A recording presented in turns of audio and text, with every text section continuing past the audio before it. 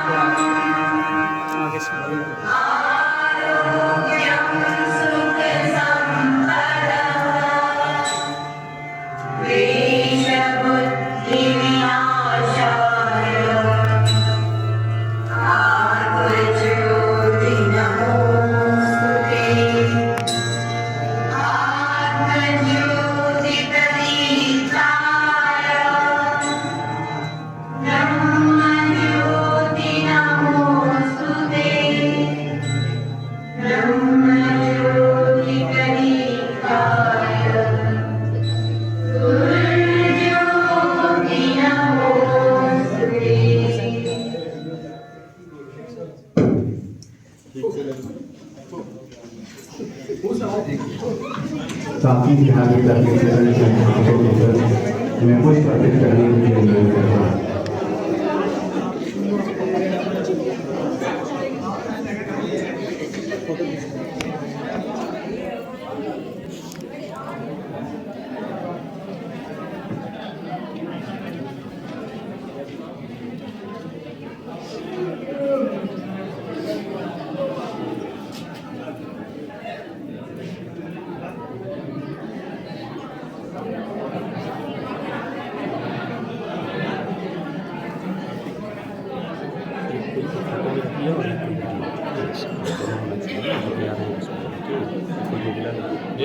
इस धरती पर खड़े हैं, यह वह धरती है जो भारत को आजाद कराने में एक प्रमुख स्थल हुआ करती थी।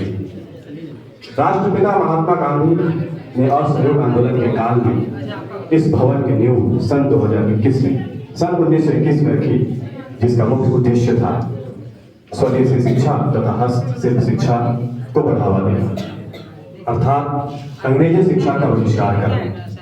इस कार्य में शैक्षिक रूप से साथ दिया प्रथम राष्ट्रपति डॉक्टर राजेंद्र प्रसाद ने, जो इस विश्वविद्यालय के प्रिंसिपल भी हुआ करते थे। सामाजिक रूप से साथ दिया आदरणीय ब्रजकिशोर बाबू ने तथा आर्थिक रूप से सहयोग दिया मौलाना मजहूर साहब। इस धरती को संयोजन का काम महान आंदोलनकारी नेता विद्यापीठ के विभिन्न अध्यक्षों में वर्तमान अध्यक्ष भारतीय विभिन्न विभागों में मुख्य सचिव के पद पर रहे हैं तथा वर्तमान में नीति आयोग से मान्यता प्राप्त अटल इंक्यूबेशन सेंटर के सीईओ हैं। सर सृजनात्मक शिक्षण शैली के समर्थक हैं, जिनके सानिध्य में हम सभी कार्य कर रहे हैं। मैं आदरणीय अध्यक्ष महोदय श्री विजय प्रकाश सर को नमन करता हूं।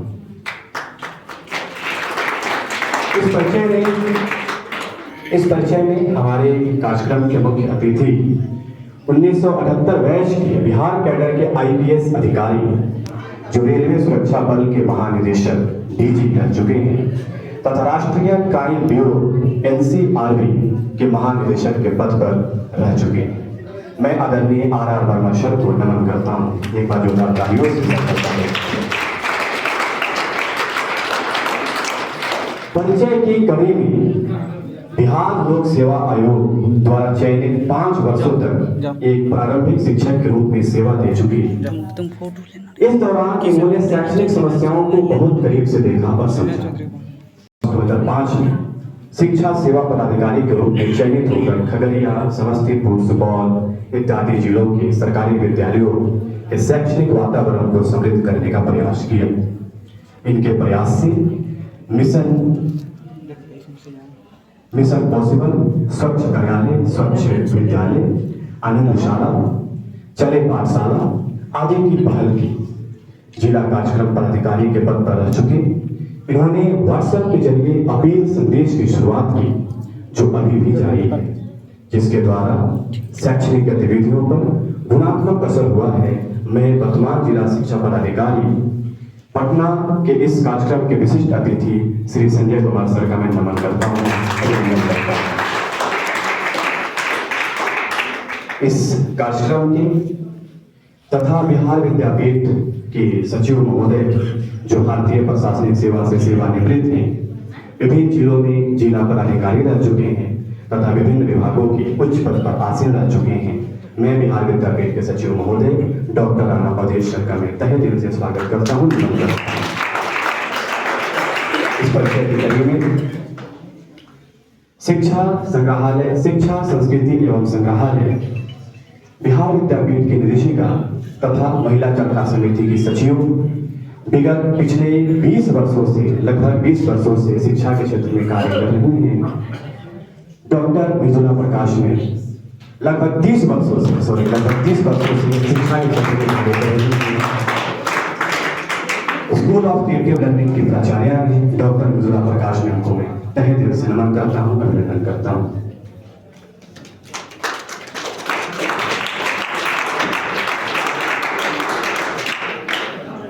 अब इस कार्यक्रम के स्वागत भेंट के लिए रणविजय नारायण सिन्हा सर को आमंत्रित करता हूं कि वे हमारे मुख्य अतिथि आर वर्मा सर को पौधा देकर स्वागत भेंट करें। Sir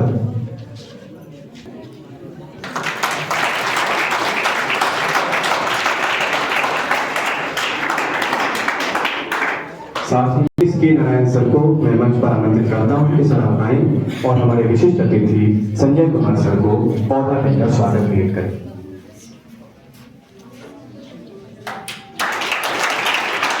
sir Neeraj Sinha sir को आमंत्रित करता हूं कि सर आप आएं और हमारे विशिष्ट महोदय श्री विजय प्रकाश सर को पौधा देकर उन्हें स्वागत।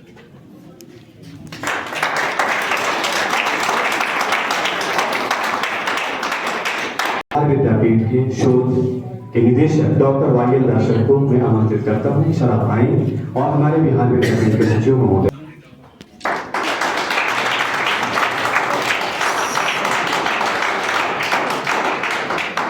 अब मैं स्वागत भेंट की कड़ी में विद्यालय की प्राचार्य डॉक्टर पूनम वर्मा मैम को आमंत्रित करता हूं कि मैम आप आएं और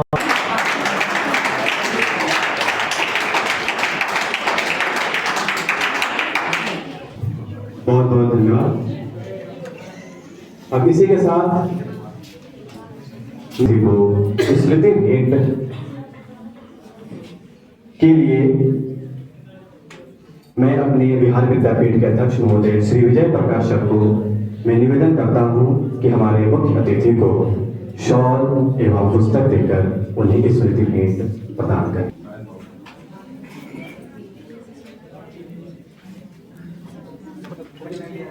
फोटो अच्छे से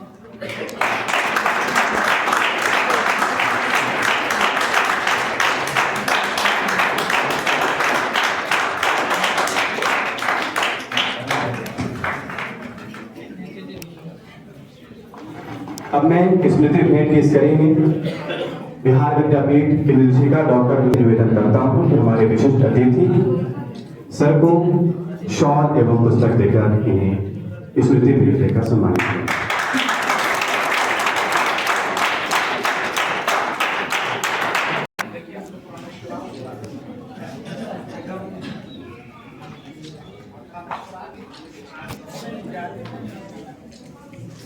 मिजुला प्रकाश मैम को स्वागत भाषण के लिए आमंत्रित करता हूं कि मैम आप आए और हमारे सभी अतिथियों का स्वागत करें। एक बार जोरदार तालियों से स्वागत करिए।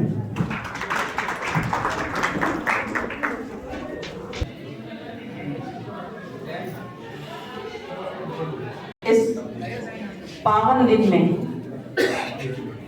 मैं इस तीर्थस्थली से, इस मंदिर से अपने बीच आए अतिथियों का सादर नमन करती हूँ। सम्मानित मंच का सादर नमन, सम्मानित सभागार में उपस्थित सभी विद्वज्जनों का सादर नमन। सर्वप्रथम मैं आज अपनी पुष्पांजलि और श्रद्धा सुमन अर्पित करती हूँ अपने संस्थापकों का। आज स्थापना दिवस है, विशेष उन संस्थापकों का जिन्होंने इस तीर्थस्थली में, इस पावन भूमि में अपना योगदान देकर इस संस्था को पुष्पित पल्लवित किया और आज हम लोग यहाँ खड़े होकर उनको श्रद्धा सुमन अर्पित करने के लिए कुछ कर पा रहे हैं। इसके साथ प्रत्यक्ष या परोक्ष रूप से अभी तक जितने भी लोगों का इस संस्था को साथ मिला है, इस संस्था में उन लोगों ने अपना थोड़ा भी योगदान दिया है, उन सभी का सादर नमन, उन सभी के लिए श्रद्धा सुमन। और जो हमारे बीच अभी हैं और जो नहीं हैं, बहुत लोग अब नहीं हैं और बहुत लोग हैं, सभी को स्मरण करते हुए मैं अपने तरफ से सादर नमन अर्पित करती हूँ। आज विशेष दिन है। विशेष दिन के दिन मैं अभी चंद्रकांत 1921 में इस संस्था की स्थापना हुई थी। आज हम लोग 105वीं जयंती इसकी मना रहे हैं। आप देख रहे हैं 5 तस्वीर जिनको हम लोगों ने पुष्पांजलि अर्पित की, वो हमारे मुख्य संस्थापक थे। बापू की प्रेरणा से इस संस्था की स्थापना हुई और थोड़े और उसके पीछे के इतिहास में अगर मैं जाऊं तो यह भूमि मौलाना मजहरुल सदाकत आश्रम से पहली बार यहाँ उन्होंने आश्रम की स्थापना की। आप देखेंगे सदाकत और आश्रम, उस समय उनकी जो धारणा थी आप समझ सकते हैं। बिफोर इंडिपेंडेंस, स्वतंत्रता आंदोलन के पूर्व की स्थापना हुई है यहाँ। उस समय हिंदू मुस्लिम सब साथ मिलकर हम कैसे काम करें, उस सौहार्दपूर्ण वातावरण में कैसे काम करें, इस सोच के साथ यहाँ उन्होंने एक आश्रम बनाया, बच्चों को पढ़ाने का काम शुरू किया और उस आश्रम का नाम ही रखा सदाकत आश्रम। बाद में थोड़ा सा इतिहास में और ले जाऊं, 1917 में जब गांधी जी यहाँ आए तो गांधी जी ब्रजकिशोर बाबू, आप यहाँ एक देख रहे हैं, जो सामाजिक, जिसके लिए चंद्रकांत ने कहा था कि वो सामाजिक प्रणेता थे, सामाजिक सोच के, समाज में बहुत कुछ उन्होंने किया। वो एक बहुत बड़े वकील भी थे। कि मैं ठीक से शायद गांधी जी को नहीं समझा पाऊंगा, तो उन्होंने रिक्वेस्ट किया था बाबू ब्रजकिशोर प्रसाद कि आप चलिए, आप वकालती लैंग्वेज में गांधी जी को कन्विंस कर पाइएगा। लखनऊ में अधिवेशन हुआ था, उसमें बाबू ब्रजकिशोर बाबू यहाँ की समस्या को लेकर, आप लोग सभी विद्वज्जन हैं, मुझे बहुत कुछ कहने की जरूरत नहीं है, जो चंपारण की समस्या थी उसके विषय में ब्रजकिशोर बाबू ने गांधी जी को समझाया और गांधी जी को यहाँ आने के लिए प्रेरित किया।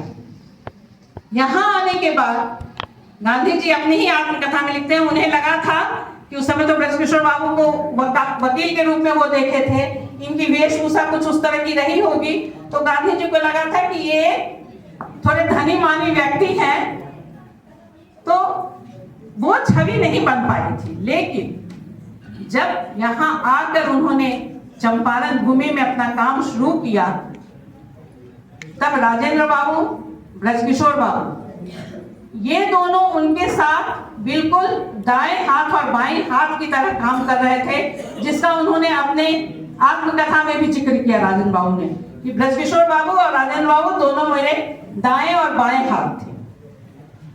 और ये सोचते हुए गांधी जी को लगा कि यहाँ पर शिक्षा की जरूरत है, स्वदेशी मूवमेंट चलाने की जरूरत है, तो एक विद्यापीठ की स्थापना क्यों नहीं की जाए। और उन्हीं के प्रेरणा से उन्हीं की सोच से इस पावन भूमि पर विद्यापीठ की स्थापना ये 1921 में हुई। 1928 में ये सोसाइटी रजिस्ट्रेशन एक्ट 1860 में निबंधित हुआ। इसके जो जतकान जी ने भी बताया, प्रथम चांसलर मौलाना मजहरुल हक बने, बाबू ब्रजकिशोर बाबू कुलपति बने, वाइस चांसलर बने, डॉक्टर राजेंद्र प्रसाद रजिस्ट्रार और प्राचार्य के पद पर रहे। और उसके बाद अनुग्रह बाबू, बद्रीनाथ वर्मा जो उस समय शिक्षा मंत्री थे, मुख्यमंत्री थे, सभी लोग इसमें लगे। मैंने इसलिए कहा कि इसमें इतने अनंत लोग लगे हैं कि मैं सबको नाम लेकर श्रद्धा सुमन नहीं अर्पित कर सकती थी। तो मैंने इसलिए कहा कि प्रत्यक्ष या परोक्ष रूप से इस विद्यापीठ को आज पुष्पित पल्लवित करने में, और आज जो ये आप ये विशाल रूप इसका देख रहे हैं, इसमें एक लोग का सहयोग नहीं है, बहुत लोगों का सहयोग होता है। लेकिन निश्चित रूप से जो संस्थापक होते हैं, जो अग्रणी भूमिका में आते हैं, उनका श्रेय कुछ और होता है। जयप्रकाश बाबू इसके साथ आए और जयप्रकाश नारायण ने अपनी सोच से फिर इस संस्था को आगे बढ़ाया। मैं ये कहूं कि 1946 में जब अंतरिम सरकार बनी तो उस समय राजेंद्र बाबू चले गए थे खाद्य और कृषि और खाद्य मंत्री बनकर दिल्ली। यहाँ की बागडोर फिर संभाली जयप्रकाश नारायण ने। नंदनी बाबू यहाँ हुआ करते थे, क्योंकि बहुत पत्राचार है जब राजेंद्र बाबू वहां राष्ट्रपति भवन से भी लिखते रहे हैं। उसके बाद कालांतर में हमें स्वतंत्रता मिली, राजेंद्र बाबू राष्ट्रपति चुने गए, लेकिन वहां से भी वो इस विद्यापीठ के लिए लगातार अपनी सोच बनाए रखते थे। और आप पत्राचार जब देखेंगे तो हर समय उन्हें इस विद्यापीठ की चिंता लगी रहती थी कि विद्यापीठ में ये करना है, विद्यापीठ में वो करना है, आप ये कीजिएगा, आप वो कीजिएगा। वहां से वो दिशा निर्देश दे रहे थे। जयप्रकाश नारायण यहाँ पर उनकी बातों को सुनते हुए वो अपनी सोच से बहुत कुछ यहाँ करते रहे। इस तरह से यहाँ पर हम लोग विद्यापीठ को एक अभी जो आप रूप देख रहे हैं, आप देख रहे हैं ब्रजकिशोर स्मारक बना, वो जयप्रकाश नारायण ने बनवाया। उसके बाद एक और जो दृष्टांत मैं बताऊं कि डॉक्टर राजेंद्र प्रसाद राष्ट्रपति भवन के बाद जब उन्होंने राष्ट्रपति पद से सेवानिवृत्त लिया तो उन्होंने अपनी इच्छा जाहिर की। आप सामने देख रहे होंगे संग्रहालय वन, जिसको अभी हम लोग संग्रहालय वन के रूप में उपस्थित कर रहे हैं, अवस्थित है। उसी रूम में वो उसी कमरे में वो रहते थे। उस समय वो कांग्रेस का अध्यक्ष का पद के लिए वो भवन था, वो घर था, वो भवन तो नहीं, वो कुटिया थी जिसमें राजेंद्र बाबू रहते थे। अध्यक्ष निवास था। और उसके बाद वो यहीं से राष्ट्रपति, यहाँ से अंतरिम सरकार में गए, अंतरिम सरकार के बाद राष्ट्रपति बने। लेकिन राष्ट्रपति पद से जब सेवानिवृत्त हुए, आप ये समझिए कि कहाँ वो राष्ट्रपति भवन और हमारे ये राष्ट्रपति ऐसे प्रतिमूर्ति थे त्याग, तपस्या, सादगी के, कि उन्होंने वहां से अपनी इच्छा जाहिर की कि मुझे उसी कमरे में आना है। सिर्फ उन्होंने दो इच्छा उसमें बढ़ाई। पहले उसमें बाथरूम आंगन में हुआ करता था, तो उन्होंने कहा कि मेरे दो कमरे में, वो और उनकी पत्नी राजवंशी देवी बोले कि दोनों के लिए रूम से अटैच एक बाथरूम बनवा दीजिएगा, क्योंकि उस समय बाथरूम में वो बहुत बीमार हो गए थे और थोड़ा सा उनको आजमा का एस्थमेटिक थे, तो उनको आजमा का की शिकायत थी, तो आंगन क्रॉस करके जाने में उनको कठिनाई होती, इसलिए दो बाथरूम उन्होंने परिमार्जित रूप में अगर सोचिएगा तो वो दो बाथरूम बना, दो कमरे, एक बैठक कक्ष, ये 3 कमरे के आवास में उन्होंने अपनी इच्छा जाहिर करके और तब आए। ये हम लोगों के लिए बहुत प्रेरणा की बात है। आप एक बार भ्रमण कीजिएगा तो लगेगा कि कहाँ राष्ट्रपति भवन, कहाँ ये कुटिया, उसमें ये सादगी की प्रतिमूर्ति कैसे यहाँ आकर अपना जीवन यापन करने के लिए तैयार हुए थे। और ऐसा हुआ कि 1.5 महीना के बाद उनकी तबीयत खराब हुई। फिर यहाँ से उनको संजय वाले लिया, वो ले गए हैदराबाद और हैदराबाद में फिर उनका चल रहा था। लेकिन जयप्रकाश नारायण का पहले ही जब उन्होंने इच्छा जाहिर की थी कि मैं सदाकत आश्रम ही आऊंगा, तो जयप्रकाश नारायण को पता था कि ये बीमार है। उन्होंने गेस्ट हाउस, जो भी संग्रहालय 2 अवस्थित है, वहां पर एक गेस्ट हाउस के रूप में उन्होंने एक रूम बनाना शुरू किया कि वहां आएंगे तो राजेंद्र बाबू वहां रहेंगे। लेकिन दुर्भाग्यवश वो तब तक नहीं बन पाया था, संजोग ऐसा समझिए कि नहीं बन पाया था, तो वो अध्यक्ष निवास में ही रहे, 1.5 महीना वहां रहे, फिर हैदराबाद गए, फिर वापस जब आए तो वो संग्रहालय 2 में रहे और उन्होंने अंतिम सांसें भी यहीं। मैं ये कहना चाह रही हूं कि ऐसे लोगों के का स्थापित किया हुआ ये भूमि है। आज स्थापना दिवस है, मैं उन सबों का सादर नमन करती हूँ। और आप सभागार में जो लोग उपस्थित आए हैं, आपका विशेष रूप से आभार। मैं अंत में अपने बीच उपस्थित अपने बड़े भ्राता, मुख्य अतिथि के रूप में हमारे बीच बड़े भ्राता आए हुए हैं, मैं उन्हें राजीव भैया ही कहती हूँ। चंद्रकांत तो डिग्री और पोस्ट की बात कर रहे थे, वो आप परिचय जान चुके हैं कि ये सेवानिवृत्त पुलिस सेवा के ऑफिसर रहे, लेकिन इनका व्यक्तिगत व्यक्तित्व जो है वो मैंने शुरू से देखा है।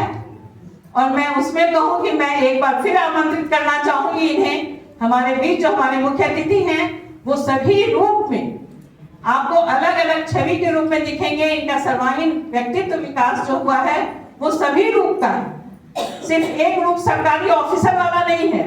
जब आप होली मिलन करेंगे तो ये जोगिरा ऐसा गाएंगे कि आप सबको झुमा देंगे। जब ये भाषण देंगे तो इनके भाषण में जो ओजस्विता और बातें आएंगी, या जब हम लोग की मीटिंग में ये मैं ये भी कर दूं कि ये हमारे APCA school of creative learning जिस संस्था में हूँ, उसमें भी ये प्रारंभ से 97 से मेरे साथ उस संस्था में भी है। तो इसलिए मैं कह रही हूँ कि ये इनका और हम लोग का एक अलग, वो आप अभी देखेंगे जब ये खुद अपनी ओजस्वी वाणी से आप लोग के सामने मुखर होंगे। मैं आपका हार्दिक अभिनंदन करती हूँ। मैं हार्दिक अभिनंदन करती हूँ अपने बीच उपस्थित अपने विशिष्ट अतिथि श्री संजय कुमार जी का, जिनका फिर ऑफिशियल परिचय चंद्रकांत ने दिया कि इन्होंने कितना काम किया है, पूरे राज्य के लिए क्या क्या किया है।